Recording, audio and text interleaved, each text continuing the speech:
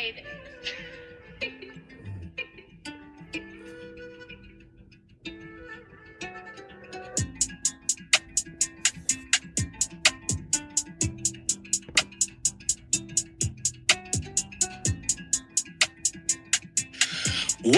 Welcome everybody to another episode of the Rugby Scoop podcast.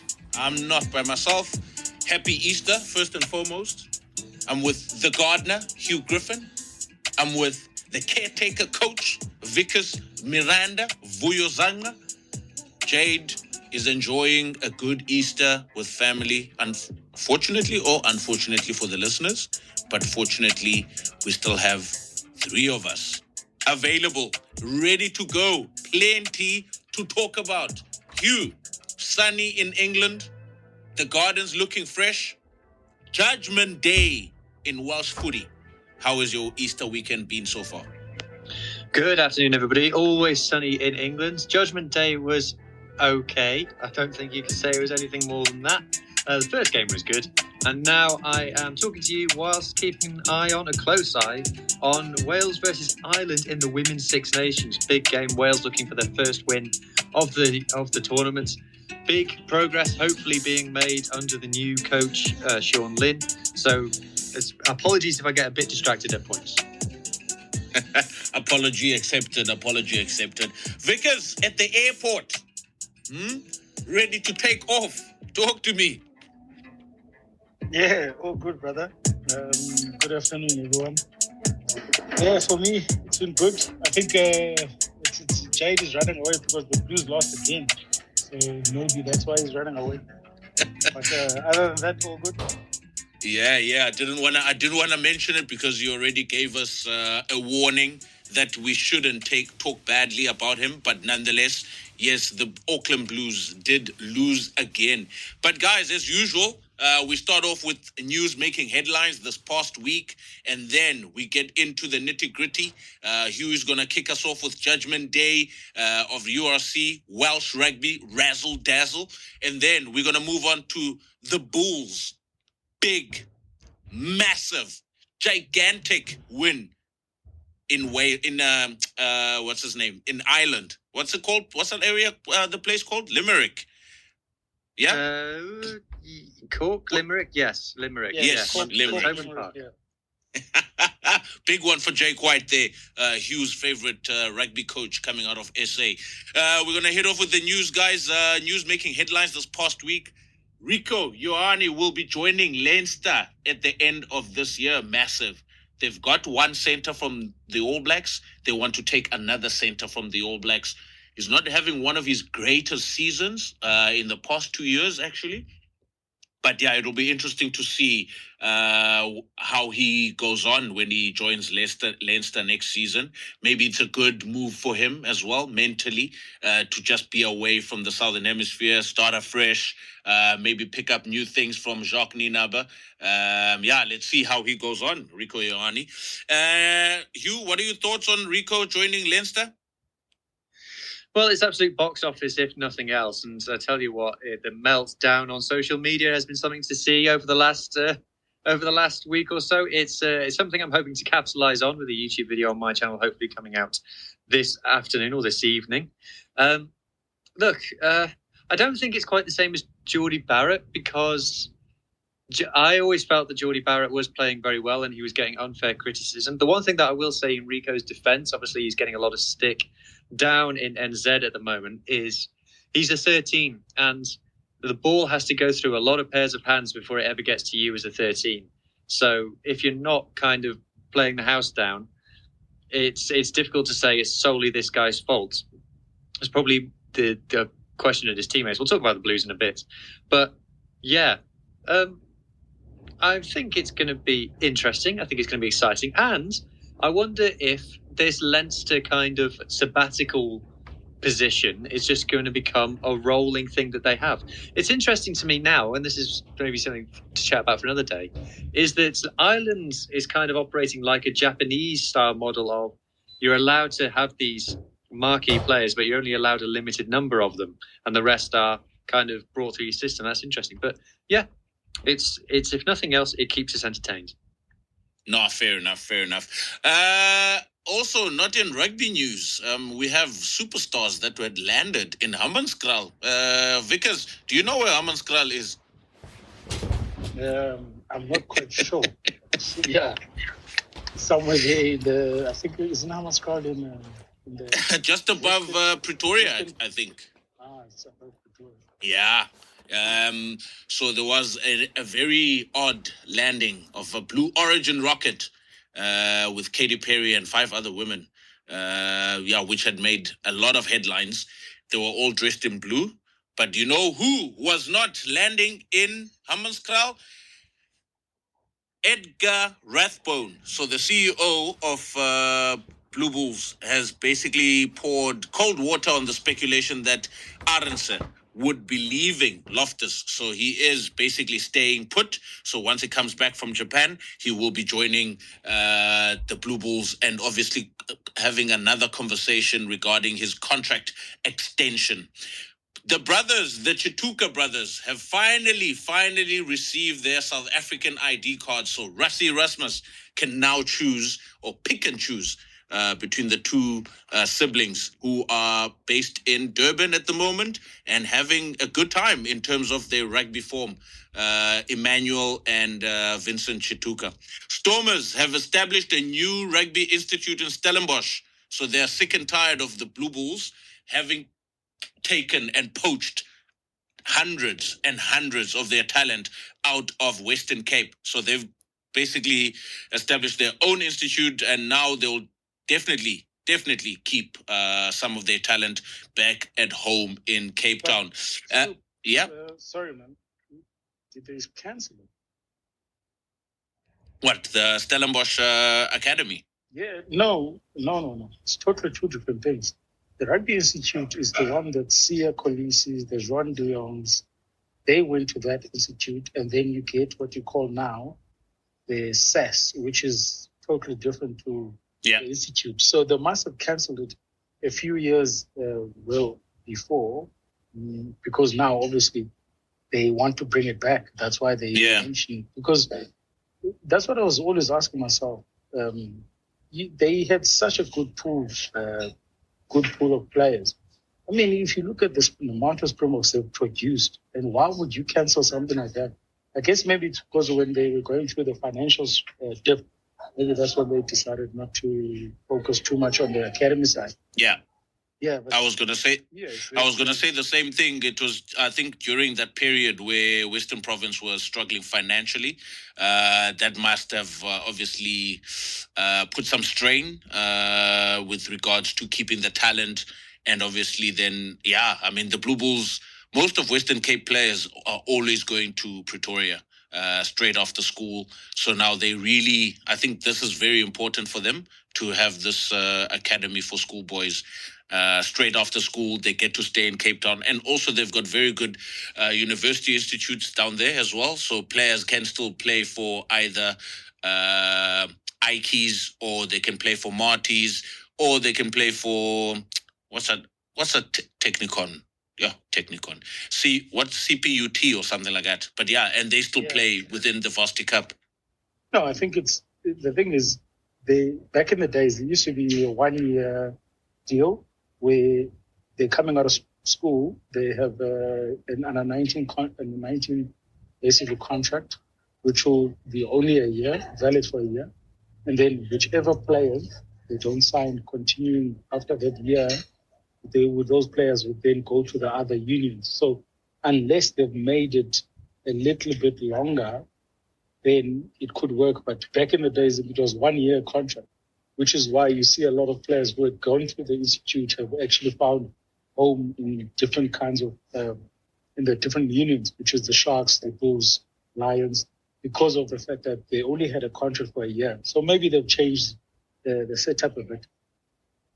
Yeah, 100%. Jake White believes that the Sharks have the strongest provincial side he's ever seen coming out of South Africa. That's interesting. We'll also dive into that later in our conversation as well. Last but not least, Johnny Sexton. Hugh has shared how he feels about this. Johnny Sexton has been appointed as an assistant coach of Ireland and will also take up a coaching role within the British and Irish Lions. Interesting news. We will see how that will transpire going forward. But nonetheless, guys, not wasting any time. Hugh Griffin, kick us off. Judgment Day. What is Judgment Day and how was it received over the weekend? So, Judgment Day is something that's happened 10 times so far. And what it is it's a bit like a super round. In Welsh Rugby or in the regions in the URC, they play back-to-back derbies at the National Stadium, the Principality Stadium in Cardiff. So it was Ospreys versus Cardiff, and then it was Dragons versus Scarlets, second up, playing on the same afternoon, back-to-back, double header.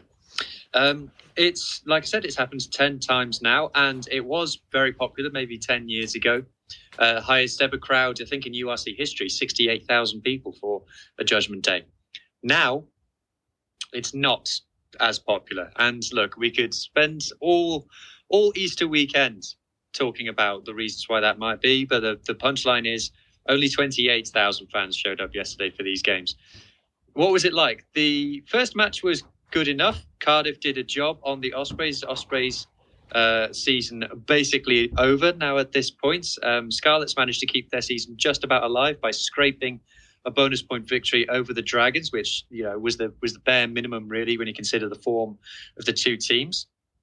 But yeah, it was all right. Look, I was there. I was in the crowd. It's not a day that's going to live long in the memory. It was quite flat. There wasn't much atmosphere. It's just Welsh Rugby is in a tricky spot at the moment, and I think that's reflected in kind of that day as an event. Yeah, fair enough. I didn't catch much of what transpired over the weekend within Judgment Day, but I know from reading and also seeing some posts on the TL that this was something that was taking place, and obviously probably trying to not revive, but like to create some or generate some excitement, right, within the Welsh footy at this point. And then moving on to the Bulls versus Munster over the weekend, one of the big games that everyone is talking about. A lot of controversial things happening in that particular game. Vickers, did you get to watch this game or not, actually? No, only caught a little bit. But, fair enough. Yeah, picked up that... the Munster got a couple of yellow cards. Also, the weather didn't help much. So it was pretty like one of those games where it was always going to go down to that kind of wire. Yeah, fair enough. I mean, from my side, when I watched the game, I picked up a few things at the beginning. The first kickoff, I think the Bulls were quite clear in the type of game they wanted to play. So a few times they had the ball in hand. Goosen would chip the ball just over the Munster's defensive line to kind of bring those wingers and that fullback in a bit more. Also, the kicking game, the Bulls' kicking game was very strong on Saturday, especially when they targeted Jack Crowley at the back and also Takir Abrahams versus a Canon Moody, for example. And Moody was actually winning those battles in the air, which was pretty good. But the breakdown, we've spoken so much about Munster's breakdown, but the Bulls were matching Munster toe to toe at the breakdown. Ferocious, ugly, from the side, physical, brutal. I mean, the Blue Bulls came with a direct game plan. They're going to be physical at the breakdown. They're going to kick well. They don't play any rugby in their own half. Zero rugby in their own half. Kick the ball, put Munster under pressure. Good line speed on D. Good chase on kicks. As they always say, right? Your kick is only as good as your chase. What do you make of the game? What do you think of the result at the end of the day in foreign territory? And also, last but not least, Blue Bulls are 5-0, or is it 4-0 against Irish sides in the URC? The fifth Irish side is the referee. No. Yes. The Blue, look, that is massive, and that is something worth dwelling on. The Blue Bulls being 4 from 4 against Irish teams. Look, no one else in the whole world has beaten Leinster this season, so that is an achievement. And look, I get starting with the lineup in this game. It kind of showed that Jake was never really taking the Challenge Cup seriously. When you look at the players that he fielded in this team, for the first time in months before Christmas, you looked at a Blue Bulls team sheet and you went, "Oh, that's a team. That's a proper Blue Bulls team with Nokia and Hanekom and all the rest of the guys, a monster pack." And you do get the sense with Jake that he is a coach who likes to make a plan for a certain team. He is the kind of coach who picks out a game, who picks out an opposition and says, "I'm going to do a job on them." Now, Munster aren't great. Munster aren't championship contenders, in my opinion, this year, as they have been in previous years. But it's no mean feat to go on tour from South Africa and to pick up these results. So I think the Blue Bulls deserve a lot of credit, and they're finally showing that they are not also Rans this season. They are going to have a say in who wins this title. Yeah, Vickers, I mean, we've spoken so much about Jake White and coaching, and sometimes they've lost some games where we thought, okay, the Blue Bulls should have won that game. But I mean, Hugh makes a good point here about Jake White being a coach who really wants to target certain games. Do you think it's good for the club, for the fan base, to kind of be like, okay, we'll target a Munster, for example, but when it comes to in the Investec Championship, we can put in a B team. We're not really going to challenge that, because also he might be thinking about the number of players that he might have, right? He doesn't have a very strong 40 players or 45 players, etc. He might want to rest a few players and maybe target certain games, because he's probably targeting the URC this year. He's had plenty of chances over the past couple of years, but this year it seems like he really wants to go full throttle on URC this season. But what do you make of Jake White's coaching, Jake White's planning, and obviously the Blue Bulls team that put one over Munster on Saturday? Yeah, I think it's everything that you do as a coach. It's a matter of you trying to find the balance within. So normally when the season starts, you will go full on all your opportunities to win the game. You'll try and win as many games as possible, so it puts you in a better state at a later stage. Whereas now we are starting at the business end of things, and I mean, sending a team that is not sort of like your number one team to Edinburgh and losing was it the championship when they lost? It just makes you obviously see, like what you say in our school. He is targeting the URC because he's definitely seen that at the URC, if he can get as high as he can, which is, I don't know if he'll be able to finish above Glasgow, but it's something that you can take a chance on. So I think it all depends on how you look at things. And I mean, every coach has got that. Every coach has got a certain way of doing things. If I can just take it to football, for example, the coach of Man United won a quarterfinal, going to semi-final, and all of a sudden the league, because he's number 14th or 15th in the league, he's put a second stringer. So that does not mean that he's thrown the league away. He's just saying that at this current point in time, you're looking at what you have as in your grasp. What can you get from within those games? So I think that's what Jake has done. I think most coaches will do that. I think we saw Rassi do that in the World Cup as well.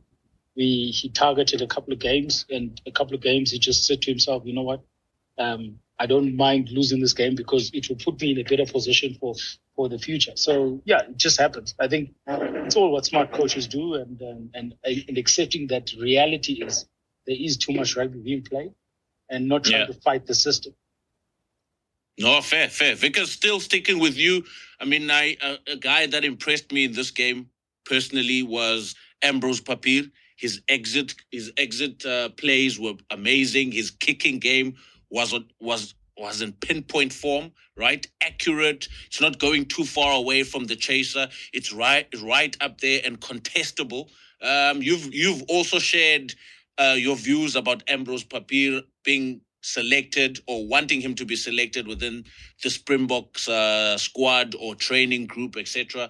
I mean, yeah, what else do you think this guy needs to do to be selected? Because a game like this, right? A game of this stature, magnitude, away from home, wet conditions. Now he's proven that he can play in wet conditions and also have the tactical kicking game. So, I mean, what else can Ambrose do now to probably leapfrog a Jaden Hendrickson or a Williams, who we're also going to discuss a bit later? Yeah, maybe it's the game he needed actually to get over. But we've been talking about Papier. For me, as a coach, I always look at players' performance and form within that particular season.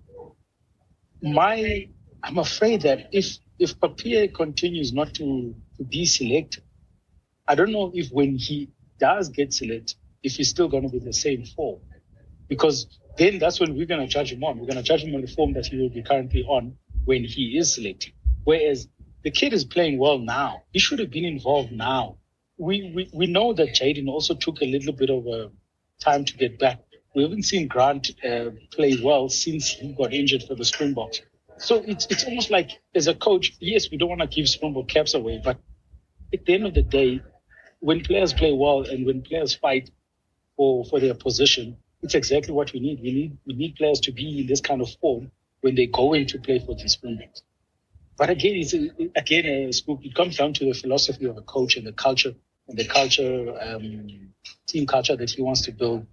Is he building a team culture of, this is my squad, this is the guys that I want to work with, or is he bringing the culture of, when a player is performing, he's going to get a Springbok cap regardless, like what he did with who's a scrummer from the Lions, Van der Berg. I mean, if you look at Van der Berg currently and you look at Papier, I would have selected Papier long ago before even Van der Berg got a cap, and Papier has already played for the Springbok. So yeah, it's a matter of just making sure that as a coach you get in the right players. And I feel for Papier because I don't know what he needs to do. Maybe he needs to grow some height. How is he going to grow height? But at the moment, I've been saying this group, I'm a big fan of him since he's been playing well. I'm a fan of players that play well and keep their form. And it's I think maybe we can learn something from cricket as well as rugby coaches, is that when a player's on form, you play, because there's going to come a time where that player's going to run out of form. And when he runs out of form, that's when everyone's going to come down on that player and make it feel like the player's not good enough to play them, although he was performing at that level. Fair enough. Pick players while they are hot on form. Hugh, speaking about hotness and form, Sacha, so fine. Ugh. Sacha, so bloody fine. What a player. Talk to me. Wow. This guy in one half of rugby, put in a highlights reel is better than most other players that you'll see in a whole season. Ridiculous. When was the last time Fly Half scored a hat-trick? Can anybody think of the last time that happened? It's ridiculous. 2005, Dan Carter versus the Lions. 2005 against the Lions, I think. Like, oh my goodness. Like, and he's like pulling tricks. Are you telling me he's taking this seriously? I could send you guys photos. The URC put all these photos from this big bank, right? This guy's messing around. Like, there's this one still frame of him. He's up in the air. And he's got his back leg, like, kicked behind him, like he's in some kind of High School Musical thing. Like, what is this? Like, he's taking the mick. The thing about him is he knows he's that good. He's like, I'm way better than all the other people on this rugby pitch, so I'm just going to do what I want. And he does it, and it works. Like, it's so individual, though. If the Stormers achieve anything this season, because look, the Stormers have this run of home games, so they should get the playoffs. And if they get into the playoffs, they want to be going away to Bulls, away to Sharks in the playoffs, right? Because they're not going to get a home quarter, but Stormers don't mind going away in South Africa. So if they do that, Sacha could drag these men, this lesser team, through this playoff. The Stormers are starting to get a few players back from injuries now. And if you're the Bulls, you're thinking, oh God, please just not the Stormers in the quarterfinal. Not the Stormers in the quarterfinal. Because you've seen this movie before. Sacha could drag the Stormers on his own to a URC semi-final. It's ridiculous. It's ridiculous. That would be a great quarterfinal, because that would be an amazing quarterfinal. Blue Bulls Stormers traveling all the way to Pretoria. Oh, man. Beautiful weather, no rain, hot, sunny Pretoria at Loftus and Ndabezindo. Amazing setup. Amazing. And also, I think it would be a Springbok, what's this thing called now? Trials. What's this thing? Trials. It will be a Springbok trial match, honestly. But Vickers, what do you think of Sacha, man? I mean, we've praised, we've said it all before, and Hugh has just said it all again. But I mean, yesterday, wow. Even though the game was a bit scrappy, but he still stood out in all the scrappiness. And also, as soon as there's not a lot of structure in the game, you kind of see star players stand out, stand up, and show form. Sacha did that yesterday. Vickers, your thoughts on Sacha? Yeah, look, Hugh said it long ago. He said Sacha has got such finesse when he's on the rugby field. And we all know once you have that as a rugby player, nothing puts you off. I mean, he's got so much time. If we talk about just the way he's comfortable on the ball, just the way he seems to gain every time the ball has been passed to him, he gains like 10 to 20 seconds.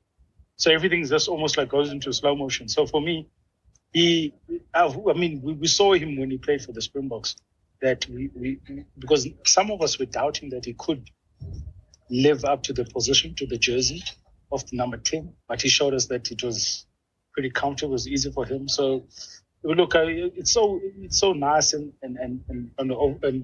warming to see a player who has gone through so much and still be able to perform and guts and pick the accolades that he's got. So yeah, for me, I think if we ever really needed a number 10 in South Africa, he just showed us with the game yesterday that he is ready, and he's still the guy who beat New Zealand 2 times when he was in last year's the Rugby Championship.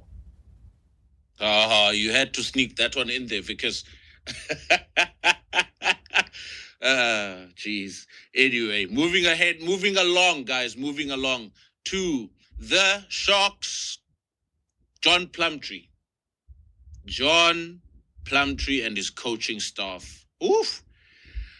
Before we even get into that, Oxen Chair, Vickers, do you know that he's got a better boot for exit plays than his fly-offs? But nonetheless, the Sharks. The Sharks on Friday night, I don't know, man. They were good in bits and pieces, but also they were terrible in certain elements. We're talking about a side with the most Springbok players. As I've said also in the news, Jake White thinks this is probably one of the strongest domestic sides he's ever seen coming out of South Africa. Vickers, we see Uma Pimpi is copping a lot of flack from the fans as well for being dived upon and then jumping on and then wanting to probably roughen up the opponent, and people are talking about his behavior or short fuse, if you prefer. I mean, there's so many things happening there, but there's also an element we need to talk about the half-back pairing at the Sharks. Who is the best combination? Is it Masuku Hendrikse? Is it Williams Hendrikse? Is it Williams Masuku? What's happening there? You know, there's so many things. I don't know if you guys got to watch the game. Hugh, we'll start off with you. What do you think of the Sharks currently? And we've spoken about John Plumtree. I mean, yeah, by the skin of his teeth on Friday, he won that game. But yeah, looking at the Sharks, man, I mean, probably one of the strongest sides, stronger than the Blue Bulls, to be honest. But yet, I mean, Itzabeth is back, right? But yet they're still not convincing. There seems to be, they don't get good continuity from what I see, or they're not consistent in their plays. And once they get a good roll on, they'll score a try, but then they'll take a step back and allow the other team to come at them. They don't want to put their foot on the opposition's or opponent's neck, right? Let's say you're winning by a few scores. You want to put more tries and widen the gap on the scoreboard. But they don't seem to have that that final, get them, get the opponents scared of you. Get the opponents to fear playing against you. You have 15, 20 Springboks in your lineup, but you still can't put the foot on the throttle. You still can't make the opponent scared. You still can't dominate opponents. What's happening with the Sharks? I mean, they're in a good position to make playoffs. Lord knows what will happen in those playoffs. I mean, if I was a betting man, probably wouldn't bet on the Sharks to make it through, because the opponents will also just be as tough.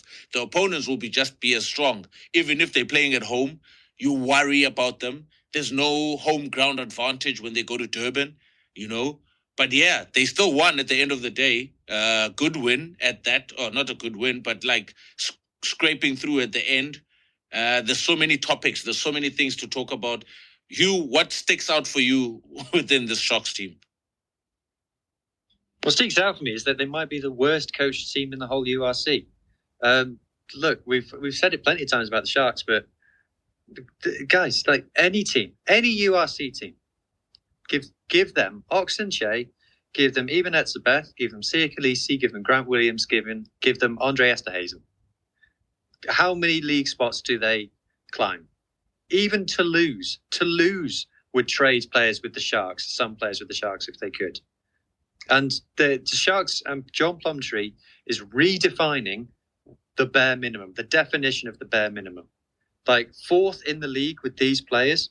Like I just named those names there.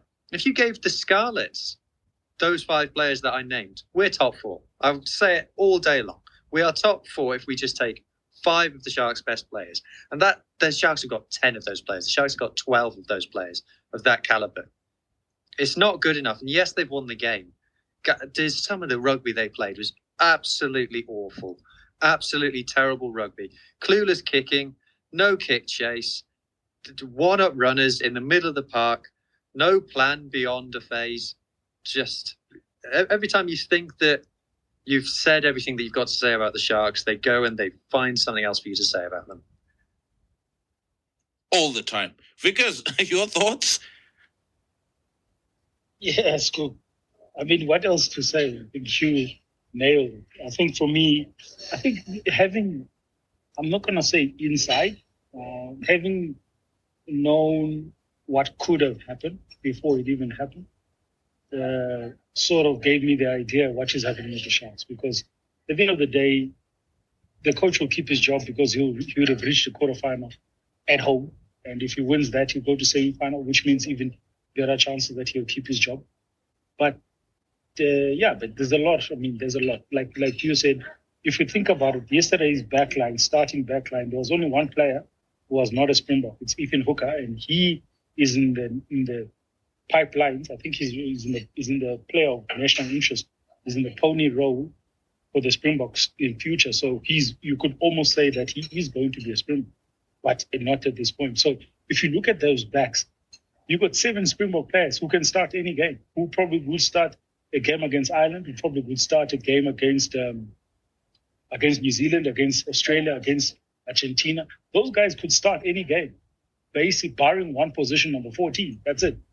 So you can't tell me that if you have such a strong pack of forwards, I still think a little bit of the number 6 Pepsi is not maybe the right guy. I don't know, but they don't have the right guy. But if you look at those forwards, the tight 5, and you look at the loose trio, those forwards should be giving definitely a better platform or a dominant platform to those backs that we know from the Sharks. So, yeah, it's unfortunate that we always come back and talk about this, but it is what it is. I think now, every time we watch the team, we always go, what to expect today? And I think yesterday just another one of those where, we're still in the same boat. So, anyway, it is what it is, guys. We have to accept it and say to ourselves, maybe we need to stop having this conversation. Yeah, that's what I'm thinking. Maybe we should stop talking about the Sharks and Mpumelelo. Don't be scared. But yeah, because there was another point that I mentioned. I mean, who is the best starting halfback pairing or for the Sharks at 9 and 10? Because obviously maybe Hendrikse was a bit off in that first half, and then as soon as Masuku came on, there was a bit of movement. But I mean, with Masuku and Williams, there's a bit of pace and speed and tempo. But with Hendrikse and his brother at 10 and 9 and 10, it's a bit slow at times. Maybe not. I don't know what the Sharks' game plan is. Maybe they're trying to make things a bit slow with the Hendrikse brothers at halfback, and then try to speed it up with Masuku and Williams. But I don't know the type of game, whether they plan it according to the opponents. Because if I'm playing against an Edinburgh at home, you probably want to speed up things a bit, right? Take them out of their game, get them being pinned for offsides or not tracking back on time. I mean, small little things like that could make a difference. Because in that first half, it seemed like the game was really contestable. And as soon as Masuku and Williams came on, there was a bit of urgency and a bit of tempo in their game plan. But I mean, because as a coach as well, who do you think for you probably should be starting for the Sharks halfback pairing? Look, I think the starting pair and the guys who came off the bench, for me, I look at it in the sense where who can make the best impact if the game is not going according to the plan that you want. So, for example, starting Jaden and his brother, it's not a bad idea because they need to lay the foundation and the platform so that when Grant Williams and then when Masuku come, they can have a party, if we can call it like that. But the problem is that you can't then get those guys to go into the field and still with not a good platform, and they must try to win the game. Then, because I still prefer Grant coming off the bench. I still believe he's one of the best impact players, not necessarily the starter, but a good impact. I don't see the same impact from Jaden. Hence, I would start Jaden and not Grant. When I look at 10, when a guy like Jordan is at 10, you got those 60 to 60 meter kicks, penalty kicks. He's the guy to actually hit the nail. Then you get a guy like Masuku who can come in and obviously, like I say, behave the party. So it's always going to be difficult when that platform is not given to them. So for me, like I said, I don't mind the way that they started, but it's the way that the game panned out. And I feel it only panned out like that because the starters didn't do the job where they were supposed to. I mean, Jordan missed a couple of penalties. You can be honest about, he missed a couple of penalties, crucial penalties. And at times they went for polls where I thought you should be going to the line. You've got the strong forwards. So it was a matter of, it was one of those things. Who's making the calls? Is it the captain? Is it the coach? And again, you have the coach. You have a captain with Sia Kolisi for the last 2 weeks, and then Eben Itzabeth comes here from injury, and he's the captain. So it's a little bit frustrating, but it is what it is. Yeah, Hugh, your thoughts on the halfback pairing for the Sharks? Yeah, for the Sharks. Vickers, don't miss your flight, huh? It's tricky because like Vickers said, you've got the Jaden Jordan super cohesion, best cohesion a halfback pairing can ever have going on there. But I think Grant Williams is South Africa's best scrum half. So it depends. Are you glass half empty, glass half full? There's no wrong option, but there's kind of no perfect option either. So I don't know. It's tricky. I think I'm going to go for there's no wrong option call, but I think that Grant is better than Jaden. Oof, there it is, Vickers. There it is. Now moving on to Moving on to Australasia, the big one where rugby is very, very good. Rugby is the razzle-dazzle. Griff, I know you probably watched the Waratahs. Was it the Waratahs against Drua? Or which game did you guys catch up again? I actually caught Blues Crusaders. Yes, perfect. So let's kick it off then with the Blues and Crusaders. North-South derby. North, yeah, definitely. Blues and Crusaders. Crusaders are looking in fine form currently, which is good and better than what we saw last season. And looking at the Blues, they're a bit on and off. We've spoken about how, their game plan is very predictable, but they seem to come close against the Crusaders on Friday because it was, they almost matched each other on the physical front. And we've spoken about how the New Zealand teams are kind of now switching, some of the New Zealand teams, that is, are kind of switching their way of play to kind of accommodate that physical element. Because remember, last season, there was a lot of talk about missing the South African teams because New Zealand teams are not very physical at this level. And now we see a bit more physicality being introduced and a few teams looking into that. But certain players not really stepping up. Rico Ioane, we've spoken about, he's copping a lot of flack for the past 2 seasons. He is playing at 13, but the game plan that Vern Cotter has introduced does not allow a player like Rico Ioane to express himself a bit more because it's too compact, it's too concentrated on probably 12 players, 10 to 12 players roughly, and the rest of the players are just waiting and seeing on the wings, or they can get involved and get stuck in on the pick and drives. But what do you make of that game on Friday? Well done to Crusaders. James O'Connor, back to the Wallabies. Talk to me, Hugh. Oh, okay, let's go there first. So James O'Connor hasn't had a look in for the Wallabies for a little bit, and you wonder whether him playing in New Zealand will count against him. I don't think Joe will like that, even though, it's not like he's playing in Europe. He's still playing in the same competition. I think Joe wants them to be playing in Australia, so he'll be in their systems. Now, maybe that's something Les Kiss will take a different view on if we understand that he's going to be the one who takes over from Joe.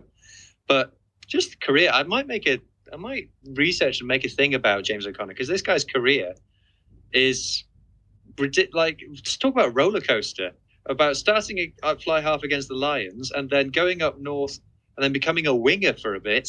And now he's playing fly half for the Crusaders and kicking winning kicks in the North-South Derby. Just phenomenal kind of tale to it. It's not a movie. Maybe you'd make a Netflix series out of it or something. I'm not sure. But in terms of the game, I thought the Blues in the first half was so tactically naive. And I think we need to have a wider discussion, Scoop, about, look, we touched on New Zealand's lineouts in the last podcast. It's hosing down with rain. You're 5 meters out from the line. What's wrong with the driving maul, guys? Well, you're allowed to do them. Why not just have a go? I don't understand why Paddy Tups just didn't call for that. Instead, they're trying to go long, trying to do like 3D chess move like off the line out. And if you look at the stats for driving mauls and tries in Super Rugby so far, the New Zealand teams, I think the first 7 rounds scored 5 driving mauls between them. In the first 5 teams, 7 rounds, 5 driving maul tries. The Australians got 13 between 4 teams. So clearly there's a gap here. I don't know whether they're being told not to do it, but it's just a frustration. And I want to talk to you. I want to talk to you, Scoop, specifically about the scrums, but I'll let you come in on the lineouts first. I think it's a general. Because even last week, I haven't watched the breakdown in a while from New Zealand, and I decided, actually, you know what, let me give it a shot this season. And it was Justin Marshall and Jeff Wilson having a chat about just going for poles, not even going for driving maul now, just going for poles and taking up the points, and building that scoreboard pressure. I think we also touched on it as well 2 weeks ago. But, I mean, it's just the general decision-making for me at this level where you go, it's bucketing down with rain. As you said, Hugh, there's 2 options here, right? You want to go for the maul, and also when you throw in the line out, you want to go for the safer option, even though it's quite predictable. I mean, they're playing new laws now. A lot of teams are probably not contesting in that area because they're preparing themselves for a very good defensive formation for the maul. So sometimes, yes, it can be predictable, but you want to go for the safer option. You want to go 2-jumper or 4-jumper, but they always want to go at the back, which is frustrating. And I can tell you all the way from Amsterdam, the Auckland Blues, Auckland Blues are always going to throw to the back jumper, which is strange at this level. And also, if you are 5 meters or 10 meters away from the try line or the goal line, and it's a kickable penalty, right? They always want to go for touch. And I'm like, guys, get the 3 points, come back, consolidate, get the ball back, exit. Chances are you're playing in the opposition half after the exit, and then you build from there. You put the opposition under pressure with good defense. Chances are you get another penalty, but they would want to go for touch instead of taking another 3 points and adding scoreboard pressure. Going back to, what I saw from the Blue Bulls on Saturday against Munster, percentage rugby, right? Kicking in the right areas, kicking in the putting pressure on D, going for poles when they need to. If the ball is kickable enough, they go for points. Get the scoreboard pressure. Put yourselves ahead. But for the Auckland Blues, I don't know what it is. The coaches are talking about it after post-match interviews. Oh, maybe we should have done that, or maybe we should. And I'm like, is there no message that's coming across from the coach's booth right down to the players on the ground to be like, guys, this is what we need to do. This is what the score is. This is how much time is left. It's almost like they're playing in the backyard of their gardens and just winging it, So it's a bit frustrating from my perspective. Vickers, I don't know how you see this as a coach as well, where players make different decisions on the pitch where they could have gone for 3 points or they could have mauled, as you said as well. The opportunities are there for 3-pointer. The opportunities are there for a maul. You are a forward-based team focused on forward dominant rugby. And now you don't want to use or exploit that to your advantage. But yeah, what do you think, Vickers? Yeah, I think it's, Scoop, the problem is that usually when you have a leadership group, you try and empower them in terms of making the decisions that are best suited for the time of the game. So usually in the first 20 minutes, you take the points that are available, and the forwards coach would definitely be passing on that message to the physio who's right next to the field, or the doctor who's right next to the field. So it is clear that maybe for the Blues, they're not using those options that they have. Maybe they are giving solely the decisions on the players. Maybe that's why. So if you're going to look at that, then players will make mistakes. But it's also now, as a coaching staff, it's also you to accept that they are making those mistakes. So you rectify from week to week. But if you're going to continue doing the same thing every week and giving them the platform, but they're not taking the platform, then which means that you as a coaching staff need to just make a decision and say, good, look, it's not to say we are dictating the game to the players, but we will certainly make certain decisions, which is what, obviously, if you remember Rassi with the lights, that's what he was doing. So it's almost like you have to do that. You have to have the control so that the players, because most players are not experienced enough to take control of it. I mean, we know Petit Troops is quite an experienced player, but exactly his emotions, but he could be feeling the emotions. Remember, school. But they've got Bowden Barrett, 37 years old.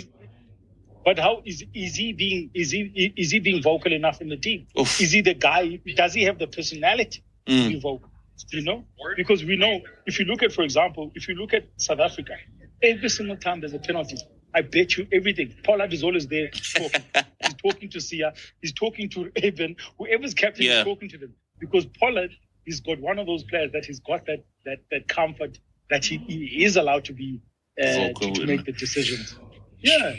So it's a tough one, but again, there's no there's no black and white. It's a matter of treating every situation as it is.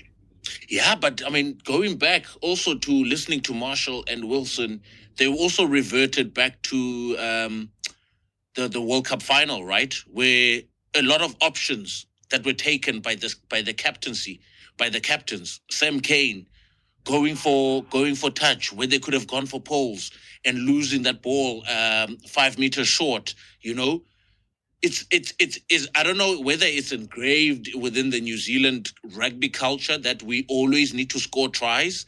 But I mean, when you want to play championship rugby, you have to take the points. I understand the whole aspect of we want exciting rugby, we need the fans, we need this, but also at the same time, this is a competition, right? We're playing a competition here. This is not the cake league where there's no playoffs.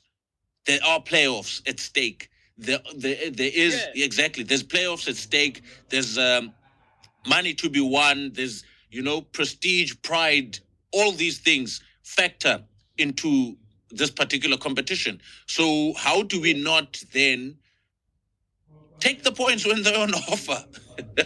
It's like, you see, Scoop, it's like South Africa, for example. When South Africa gets a penalty 10 meters out of the try line in front of the post, South African teams always go for points, even if they have a dominant scrum. And I've always asked myself the same question. Why are they going for the penalty instead of going for the scrum and having two sides to attack? I mean, if you have a dominant scrum, it's dominant. It's not going to change within the game. You're going to dominate the scrum. So which means when you dominate the scrum, it opens up a couple of options for your backs. But they have realized that leaving it to chance, because I say this to my players all the time, when you decide you have a penalty and you kick for touch in sevens, you are making it a 50-50 instead of taking your 100% ball.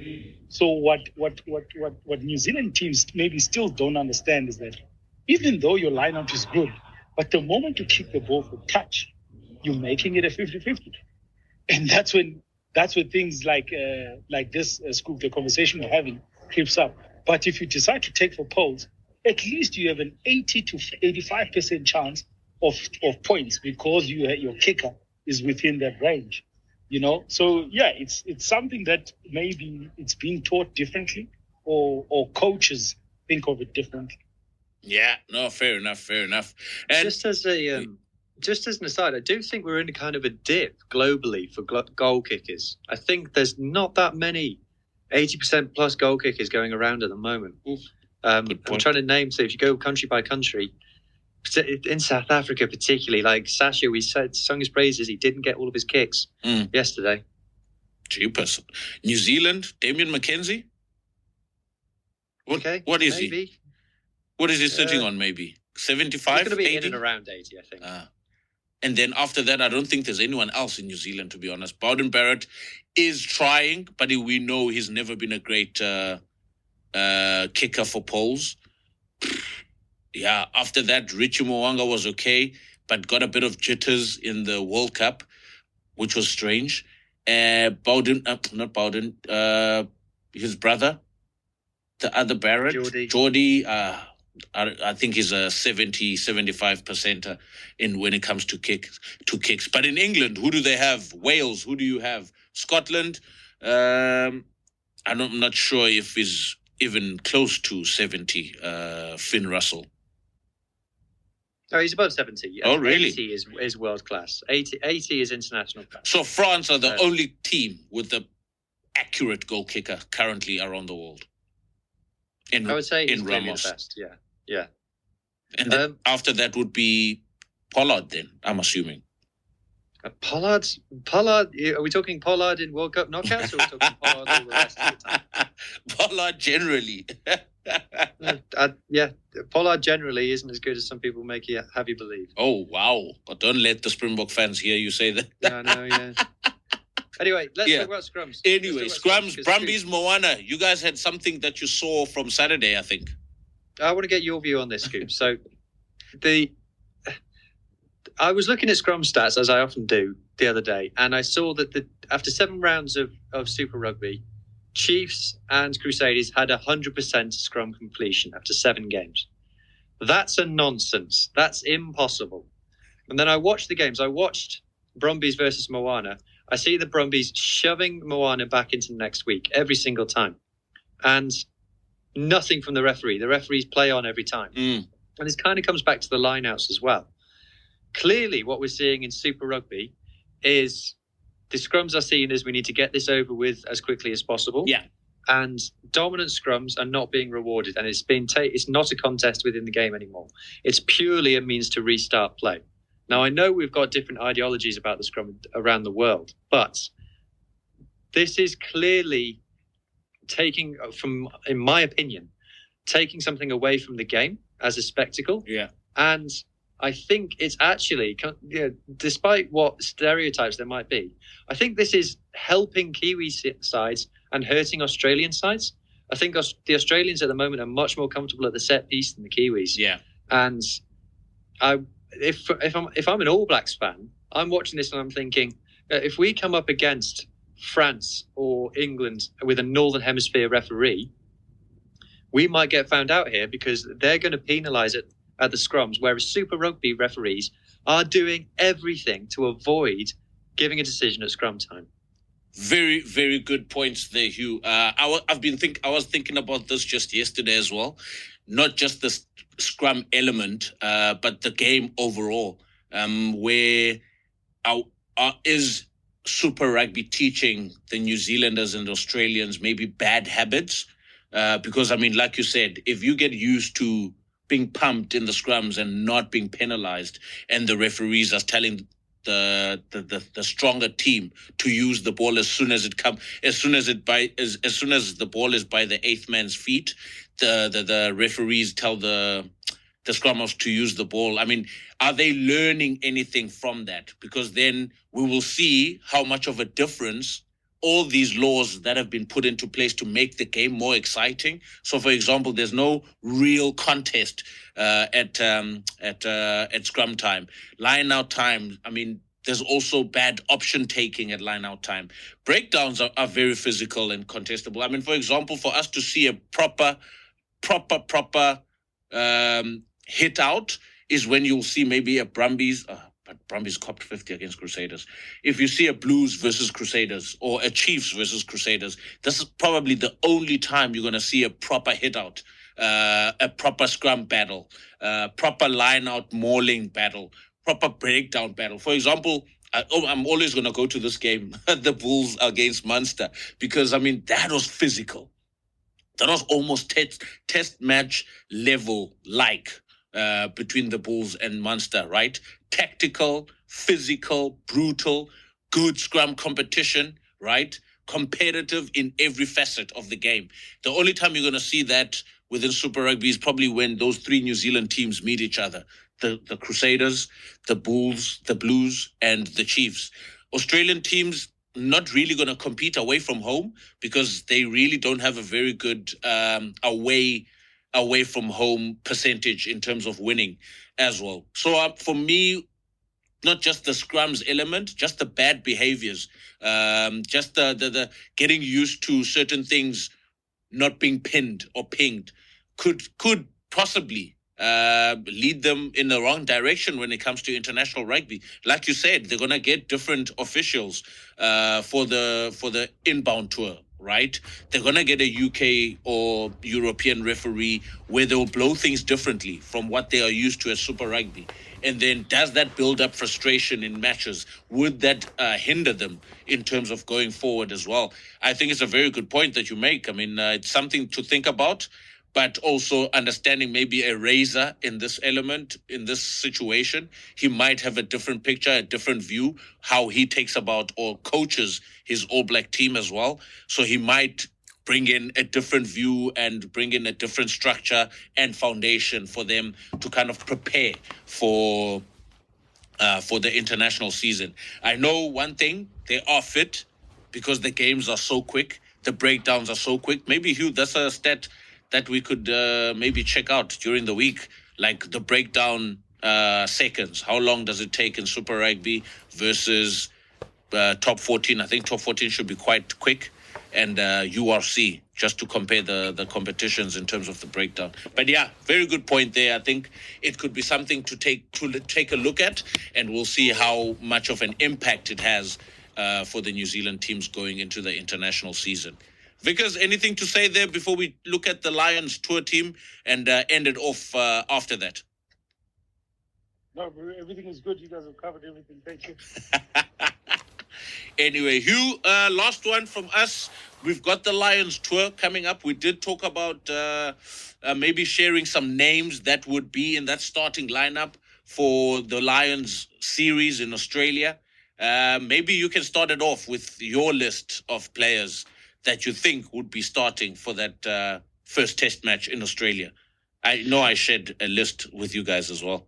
Yeah, starting stuff. I'm going to actually start from the back because I think that you're going mostly the Scotland back line, because I think the Lions back line is going to be more Scottish than not. And the thing is, once you've picked 2 or 3, you might as well pick 5 or 6 because of the cohesion factor.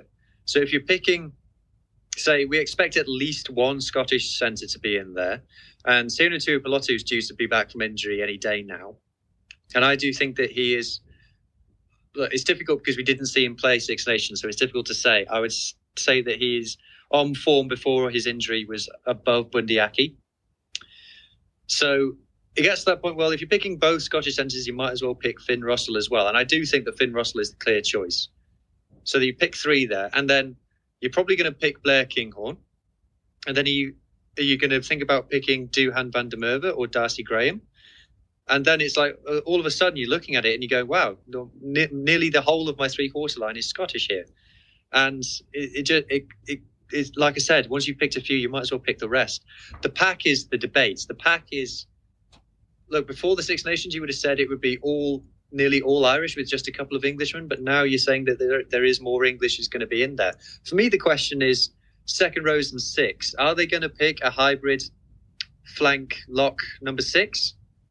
Or are they going to pick an out-and-out number 6? And I think what they might do, if the Lions are going for a 6-2 split, which I expect they will, then you're looking at maybe having a flanker playing at 6, a lock playing at 6, and then maybe having a more traditional flanker on the bench. So that, for me, is where someone like an Ollie Chesham has really advanced his case. Him being able to fill that role of playing number 5 lock and playing number 6. And George Martin, it looks like he'll be out, but he could have been a contender for that as well. The lock stocks aren't amazing for the Lions, it has to be said. You know, you're probably going to end up with a few of the Leinster locks get in there because there's nobody else really. You know, Daft Jenkins is maybe the only lock who's not Irish or English who's really putting his hand up. So, yeah, that's kind of the interesting one for me is 5 and 6, who they're going to go for in those jerseys. And who the Undertaker at 8? Oh, I think he'll tour midweek captain. No way. Really? Yeah. Who's the standout 8 in Doris? Do you think is like standout, like proper standout number 8 in the Six Nations? Caelan Doris is leading contender to be captain for me. Can't he go to 6? He can go to 6. It's possible. It's doable. Oh. Why? You need to have someone really good at 8, though. That's what I'm saying. Then the Undertaker goes to 8. Yeah. Maybe for 1 test. I don't know if he could do it for 3 tests. Fair enough. Because he has to. I mean, Farrell would have to bring something different every week for Joe Schmidt, to be honest. Because Joe Schmidt and Farrell probably understand each other. They understand each other's philosophy and the way to pick a team. So, yeah, Farrell would definitely need to bring something different every week. You can't play the same team all the time. But I was just throwing it out there that there's no... who's this Irish winger now? James Lowe on my list.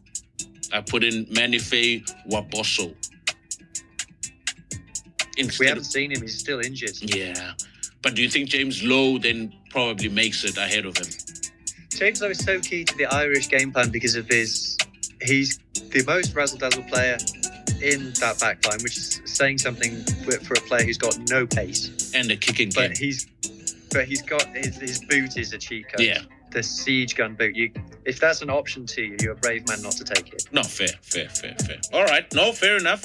But we will basically keep going and picking at this, and also see if there's any other names that pop up going through this particular season. But yeah, Hugh, thank you very much. Vickers has gone off. He's caught his flight, so hopefully he's not too late. But yeah, thanks Griff for joining, and thank you guys for listening in. I think we've come to the end of our segment. It's been great having a chat. We've covered everything. We'll be back next week again, looking at all the results, dissecting all the games, talking about all the players in URC Super Rugby. Hopefully next time we will be touching on to the Investec Championship as well, as it comes to the business end, and also looking into the inbound tour in the next coming weeks, guys. Stay tuned, and yeah, thank you very much, and enjoy your Easter Sunday. Have a great week ahead. Goodbye. Cheers, guys.